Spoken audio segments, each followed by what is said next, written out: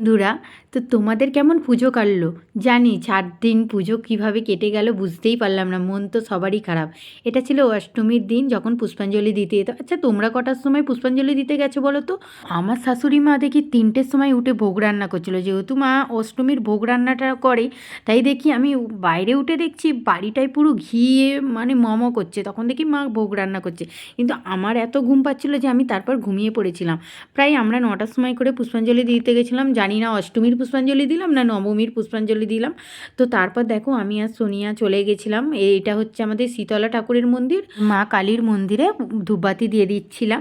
আর তারপর মানে এতটাই দেরি হয়ে গেছিলো কি বলবো, ওই পুষ্পাঞ্জলি দেওয়া হয়েছে, তারপর ধূপবাতি দিয়ে আর অনেকটাই কি বলবো লেট হয়ে গেছি। জানো আমার শাশুড়ি মা কত ডেকে ডেকে তবে ঘুম থেকে তুলেছে, বারবার বলছে তাড়াতাড়ি নাও, তাড়াতাড়ি চলো পুষ্পাঞ্জলি দেবে।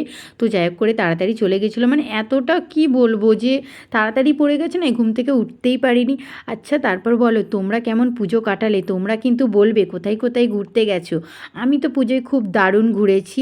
আর হ্যাঁ, ডাস্টবোর্ড পুরো লাল হয়ে গেছে। আচ্ছা তোমাদের কি অবস্থা বলো তো? আর এবারে কিন্তু ডাস্টবোর্ড সবুজ করতে হবে, তাই তো বন্ধুরা?